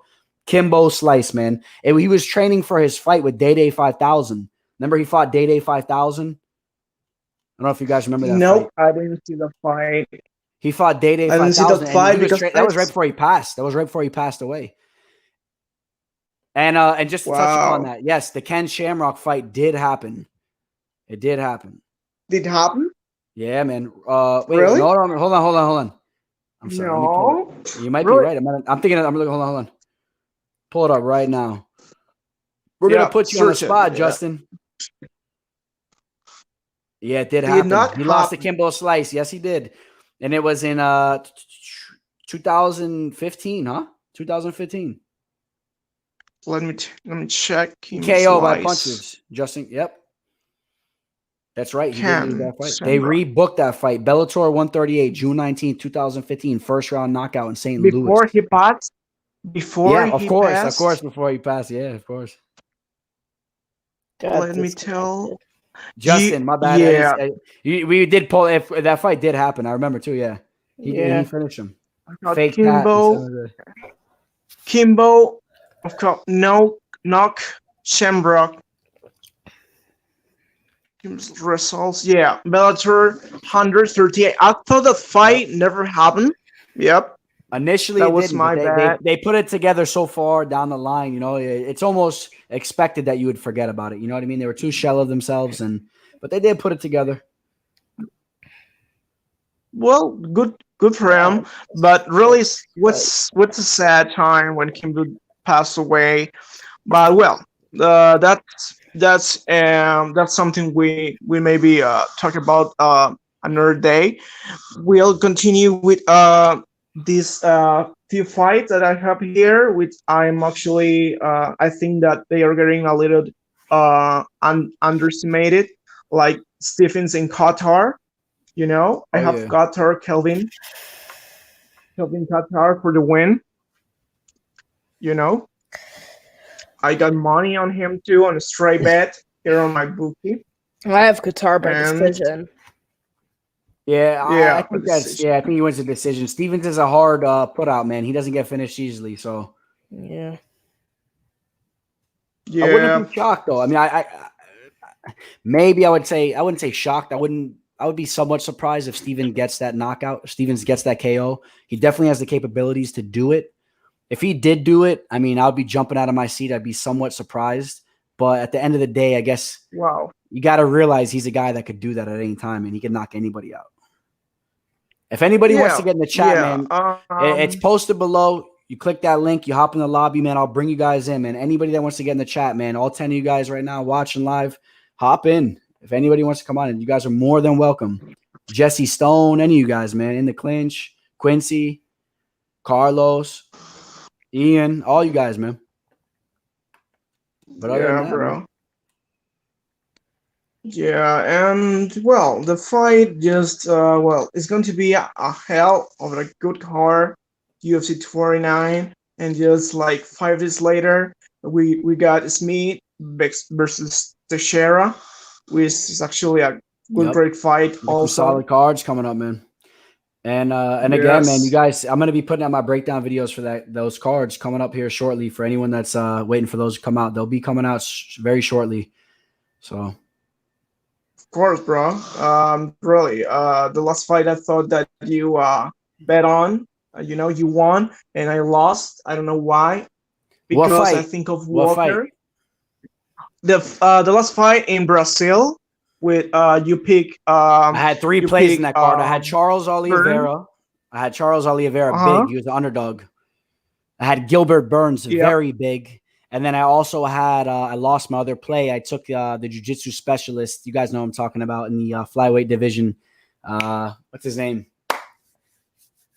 Come on, who's the guy that's been the jiu-jitsu specialist, the flyweight. He's been around forever. Who fought on that last card? Flyweight. He lost to Brandon Moreno. Brandon Moreno beat him. Oh, dang. I'm forgetting. Oh, I know who you're talking about. I'll look it up. Oh, yeah. Nope. Let me see. It was Stone. You know the name who we're talking about? I do not. What were you talking about again? I had to log out to access this. Oh, no issue. We were talking about the last card that took place. What was that flyweight fight that took place? The Brandon Moreno versus Jussier Formiga. Formiga. Yeah, that yeah. guy. Yep. All right. I'm gonna talk with Stone for a minute. Let me just bring him on so I can bring him a little bigger. Oh, you guys wait on. I'll bring you guys on a little bit too. Hang out with me, all right? All right. What's up, Stone? What's happening, man? How you doing, brother? What's up, man? I'm doing good, man. Thank you for coming on, man. The inaugural show, man.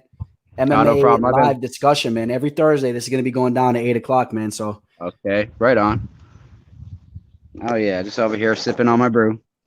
Oh, nice. It looks like it's daytime, man. Where you're at? You on the West Coast or what? Yeah, I'm in San Diego. Oh, nice, man. San Diego, man. I heard a lot of good things about that.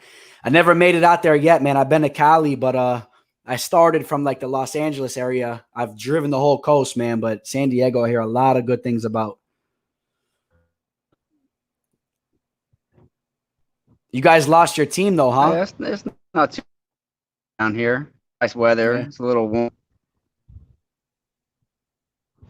Yeah, I was a diehard Charger fan. Now, just to spite them, I became a Rams fan. A Rams fan, huh? LA. Okay. That's pretty much the next closest team, right? I mean, it's either the Rams or the yeah, exactly, right? It's either them or your old team. That's it. Those two. I'm a Dolphins fan, man, as you see over here, man. Diehard Dolphins fan. We got Tua Tagovailoa. That was a quarterback that you guys, your old team could have had. You guys got still a Herbert. Rivers fan, but I don't know what. Right on. Yeah, man. So, what's your take on UFC 249? Who do we? I'm sorry, brother. You're breaking up a little bit. Your service is a little choppy. Can you hear me good? There's a lot going on. It's, we've all been out of the mix for a while, but Yep. Yeah, yes, my services. Yeah, I can hear you pretty fine. Okay. It's a little choppy. You're coming in and out a little bit, just to give you a heads up. As far as all these fights go, I'm brawlers. Yeah, sorry about that. The service sucks where I am. No worries. That's why I wasn't trying to log on earlier. Yeah, no worries. Yeah. So you said you're sipping on some brew. What are you sipping on? What do you got over there? Oh, man, I got some Modelo. You can't mess with the Corona right now. Corona's on the list. Yeah, I got the Modelo. Modelo is good stuff. I got the Modelo going on. Nice, man. We'll bring Will back on. Let's see. Will, you still there, brother? Can't go wrong there. I love Modelo, man. Modelo is some of the best beer out, man. I really love Modelo. Oh yeah. So Stone, let me ask you. You've been watching my breakdowns for some time, huh? Or are you new?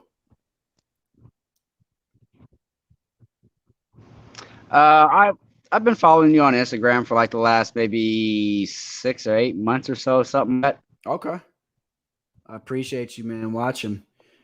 And yeah, man, hopefully you're gonna be a part of this whole thing, man. This shit's gonna take off, bro. Oh yeah. So we're gonna have a UFC fighter on this show every Thursday, 8 p.m. We'll have a different UFC MMA fighter. It could be Bellator based, UFC based, whatever it may be. Like tonight, we had an Aries fighter, obviously an ex-UFC fighter, and Juan Adams. And that's going to be the norm, man. We'll have fighters tuning in or checking in with us, and we'll catch up with them. We'll talk whatever card we have that weekend. And hopefully we all profit on these cards, man, all together, man. We profit on these cards. Ooh. You a better? You bet it all? For the most part, I'm messing around. Huh? You bet it all in the fights? You bet?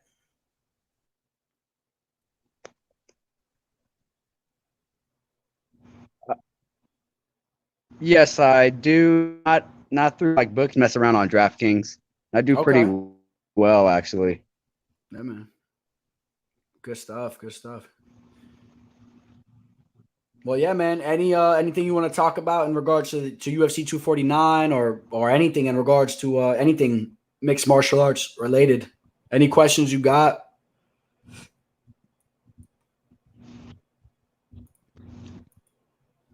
I mean, I'm struggling with Little Heathen and Qatar, man. I mean, that fight right there, I think it's going to be an awesome fight, and it's just one that's going to be difficult to call. It can go either way.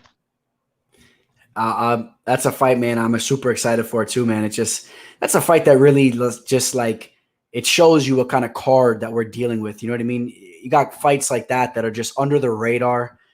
Just think about that fight. You know what I mean? Once it's fight night, Saturday night or Saturday evening, and you see those two fighters come out, make the walk, man. Jeremy Stephens and Calvin Kattar, man. That is a sick fight. Calvin has been looking nasty with his boxing. His hands have been looking disgusting. So good luck to anybody that wants to strike with him because some of the combinations that I've seen him throw as of recently, I mean, his boxing, he could hold his own in a boxing ring with some of these top professional boxers. I really believe that. I think he's one of the most skilled boxers that fights in the UFC. And Stephens has power.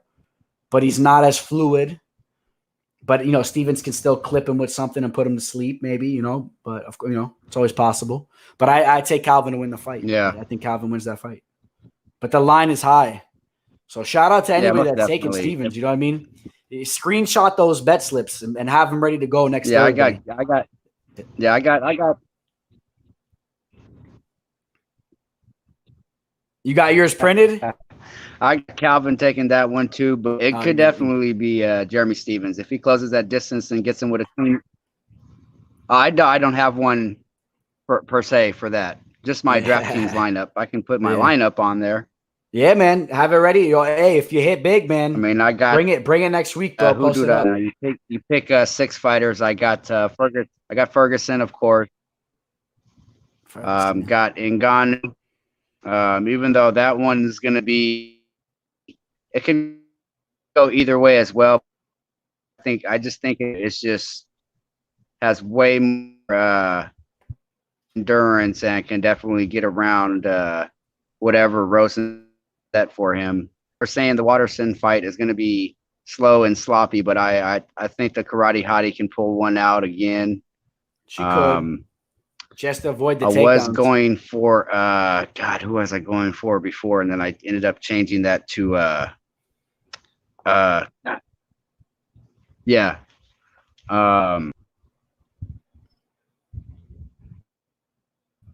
Dominic Cruz.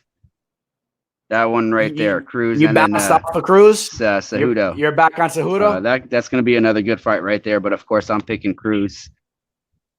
Oh yeah. I'm going for Cruz. Oh, good. Of course, the ring rust, like he said before, means nothing, and already proved it once before. So ring rust isn't real, like you said before earlier in this podcast. Doesn't mean they're out there fighting and game. But guys like Cruz, man, that are so professional, it's really hard to bank on that ring rust because he doesn't believe in it. So good luck if you believe in it, because he's the one that's stepping in there, and he don't believe in that in the least bit. And he's already done it after 2 years, 4 years. Yeah, exactly. Training with Jeremy Stevens all day. He's out by you, huh? In San Diego, huh? Fight Team Alliance. Yeah. That's a solid camp, man. Those guys are for real, man. They produced a lot of solid fighters out there throughout the years. Dominic Cruz, in my opinion, is a Hall of Famer. Yeah. You know what? Definitely. Yeah. I got. Yeah. I think we got a Alliance and Victory MMA out here. Victory MMA too, huh? Good stuff, man. I gotta go grab my charger. My phone is about to die. Yeah, no worries. I'll put the link too. If anybody else wants to hop in, man, you guys are more than welcome. We're coming up on 2 hours. I mean, I don't know how much longer we're gonna last. It's up to you guys. If you guys want to keep this going, man, hop in the stream. Otherwise, we'll be constantly putting out content in the weeks to come, consistently every Thursday, like I said, and even if anything more than that. So.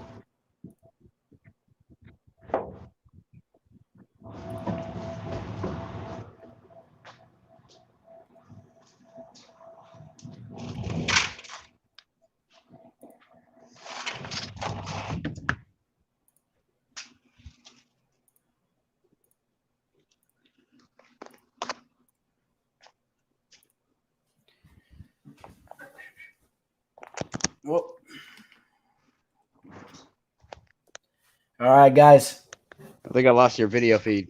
Yeah, I just think I gotta charge up my camera, man. But I'm gonna sign out, man. We're creeping up on 2 hours, and I want to tell everybody, man, I appreciate all you guys for checking in with me. Like I said, man, this will be going down every Thursday, 8 p.m. Eastern time. So make sure you guys are here next Thursday at 8 p.m. Eastern time. And we'll have another fighter on. I've been talking to a few fighters, so it'll be a surprise who I'll bring on next Thursday. Stay tuned, and I got 2 guys that I'm going to choose from. Okay. And we'll be talking. We have a lot of stuff to talk about next Thursday because we'll be able to talk about UFC 249. We'll have the next event that takes place that Wednesday, and then so that Thursday we'll have both of those cards to recap. And then we'll also be going into that next fight card that's taking place that following Saturday. So you guys make sure that you guys are here. All right. All right, sounds good for sure, man. All right, brother. All right, thanks for tuning in, everybody. Thank you for checking in. And on that note, what do we do, man? You know what we do. There's nothing else to do but sign out. Signing out. The teller. Sign out. Signing out.